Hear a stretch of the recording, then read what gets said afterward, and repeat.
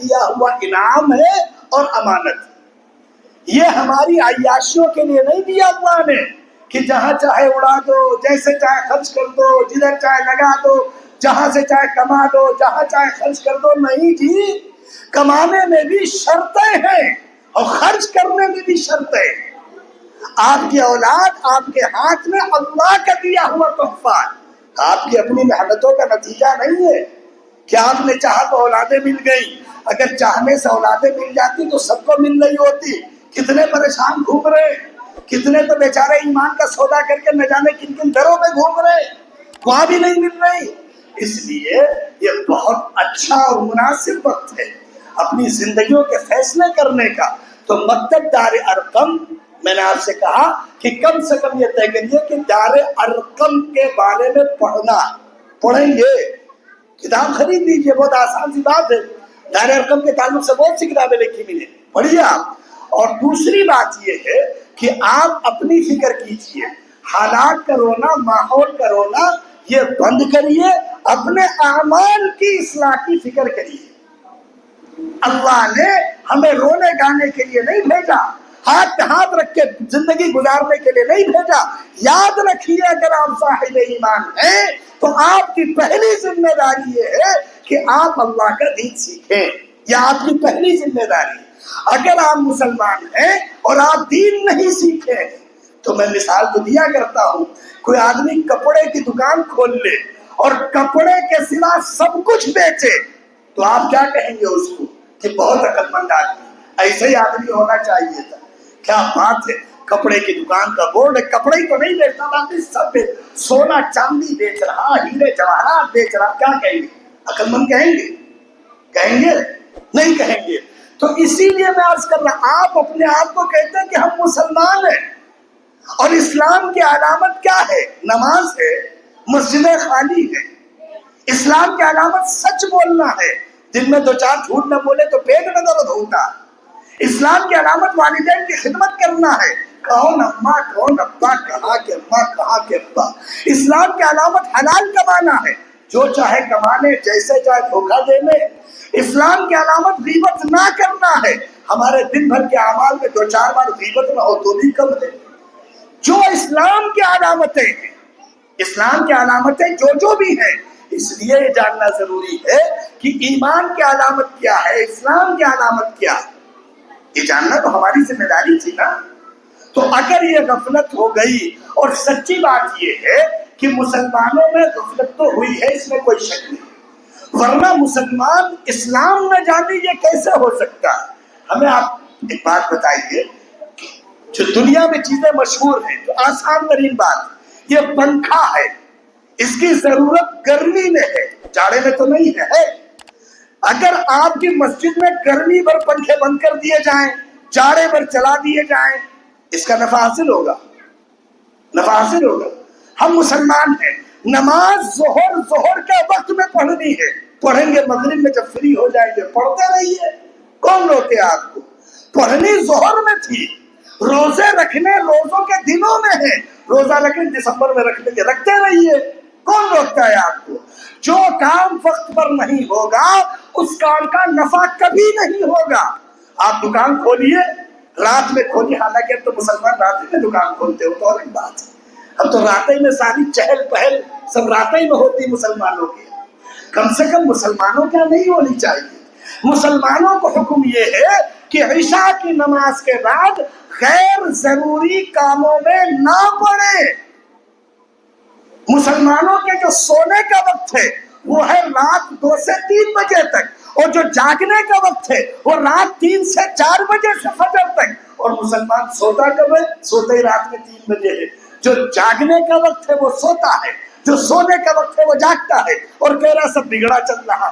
بگڑا کچھ نہیں چل رہا، بگڑے خود ہی چل رہے ہیں، خود بگڑے ہیں. اور ساری دنیا کو ہوتا کیا ہے، کسی اندھے کو دنیا نہ دکھے تو کہتا سب اندھیرا چھایا ہوا ہے. تو اندھیرا تو نہیں، اس میں کیا شک، بیچارے کی آنکھیں نہیں ہیں تو اندھیرا ہی ہے. تو وہی حال مسلمانوں کا ہے.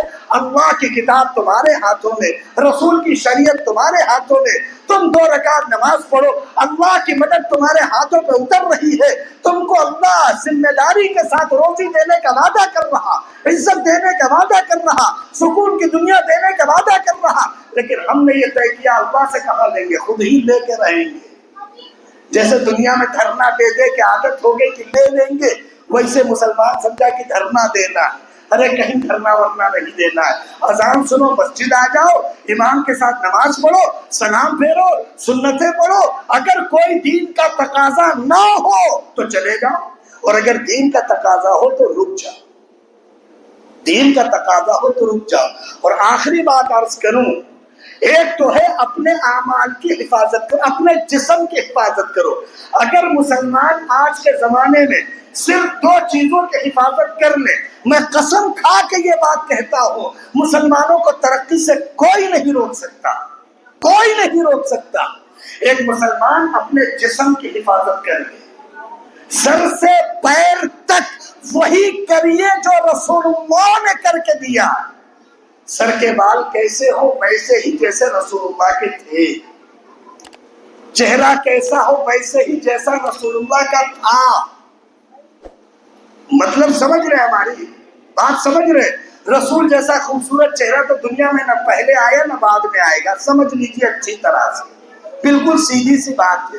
میں یہ کہہ رہا ہوں کہ رسول اللہ نے جس چہرے کو بنانے کا حکم دیا بنائیے، جس لباس کا حکم دیا بنائیے. ظاہر بھی رسول جیسا اور اندر بھی رسول جیسا، اوپر بھی رسول جیسا. ایک برائی مسلمانوں میں چل پڑی ہے، بتا دیجیے گا. ایک برائی مسلمانوں میں معلوم کیا چل پڑی؟ آپ دھوکے میں نہ رہیے، آپ تقریر کرنے نہیں بیٹھے، وہ جوڑ رہے ہیں تب تک ہم تقریر کر رہے ہیں.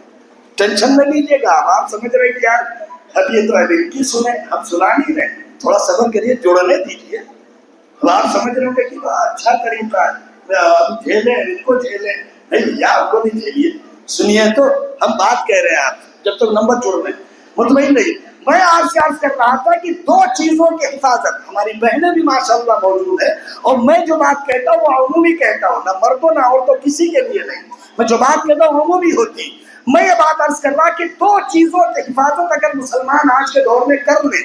اور ایک بیماری چلی ہے مسلمانوں میں، معلوم کیا چلی ہے؟ اوپر کیسے بھی اندر ایمان ہونا چاہیے.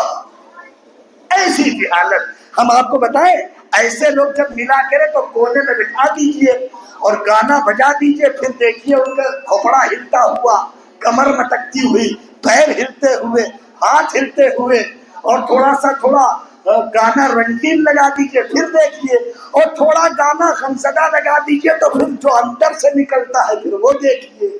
بیچارے اسی کے مارے کوئی کام تو بچا نہیں ان کو دنیا میں یہی 2-4 حرکتیں رہ گئی.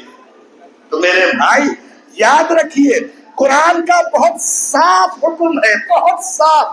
جیسے اوپر ویسے اندر، جیسے اندر ویسے اوپر رہنا ہوگا. قرآن نے معلوم کیا کہا؟ پڑھ کے سنائے دیتا ہوا ہے، وَذَرُوا ظَاهِرَ الْإِثْمِ وَبَاطِنَهُ. نہ اندر گناہ ہونے چاہیے نہ اوپر گناہ ہونے چاہیے. لباس بھی ہو تو رسولوں جیسا، اور کردار بھی ہو تو رسولوں جیسا. ہم نہ اوپر سے آزاد ہیں نہ اندر سے آزاد، اس لیے جہالت چھوڑ دیجیے. اچھا، بہت سے لوگ بڑی طرح کی باتیں کہتے ہیں، اس کا وقت نہیں میرے پاس. لوگ معلوم کیا کہتے ہیں؟ بہت چاہیے، بہت پرانی بات آپ نے بھی سنی ہوگی. کیا کہتے ہیں معلوم ہے؟ بڑی عجیب بات کہتے ہیں. تو بغیر ٹوپی کے نماز پڑھتے ہیں، اور اس کے بعد معلوم کیا کہتے ہیں؟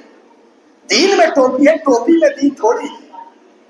ایک سے ایک نمونے ہٹے، بالکل دماغ کے ڈھیلے اور پاگل مجنون. مجھے آپ بتائیے، رسول اللہ نے اپنی زندگی میں سوائے احرام کی حالت کے کوئی ایک نماز بغیر ٹوپی کے پڑھی ہو؟ آپ ہمیں دکھائیے. آپ قابل تھے کہ رسول اللہ کو نہیں معلوم تھا کہ دین ٹوپی میں دین ہے، نہیں معلوم تھا. آپ بتائیے. آپ ایک آخری بات ہماری سن لیجیے، آپ کوئی نیک کام کریے یا نہ کریے، اللہ کے واسطے اس نیک کام کا مذاق مت اڑائیے. اگر آپ کوئی نیک کام نہ کریں، ہو سکتا ہے اللہ معاف کر دے، لیکن اگر آپ کسی نیک کام کا مذاق اڑا دیں گے تو پھر اللہ کفر اور فسق اور بدعت کی مہر لگا دیں گے دل پر، پھر سمجھ میں دین نہیں آئے گا۔ طے کرو انشاءاللہ کہ ہم نیک کام چاہے کرے، چاہے میں نہیں کرا، چاہے کرے چاہے نہ کرے، کرنا تو پڑے گا ہی، مسلمان ہو یار، کیوں نہیں کرو گے؟ اب تم ہماری بات بتاتے ہو، مولا صاحب کہتا کرو چاہے نہ کرو، اب کل صبح چوراہے پہ کوئی جائے کہ تو چلو بھیا گشت میں، مولا صاحب کہتا کرو چاہے نہ، ارے یہ نہیں کہہ رہا میں کہہ رہا مسلمان ہو تو نیک ہی کام کرو۔ میں یہ کہہ رہا ہوں جو برائی پر برائی گھستی چلی جا رہی ہے مسلمانوں میں، اگر نیکی نہ کرو تو نیکیوں کی بے عزتی بھی نہ کرو، نیکی نہ کرو تو نیک لوگوں کی بے عزتی بھی نہ کرو، ایسا نہ ہو اللہ ناراض ہو جائے اور تم سے اللہ تم کو دین سے محروم کر دے۔ نہیں کرنا انشاءاللہ، دو ہی کام کرنے ہیں، اپنی حفاظت کرنی ہے اور اپنے مال کی حفاظت کرنی ہے۔ اپنی یعنی تم، اماں ابا، بیوی بچے، گھر بار، مال یعنی تمہاری دکان، کاروبار، تجارت، دونوں کی حفاظت کرنی۔ دو کام کر لو، اللہ تمہیں خوش رکھیں گے انشاءاللہ۔ اللہ ہم سب کو عمل کی توفیق عطا فرمائے۔ وآخر دعوانا الحمدللہ رب العالمین۔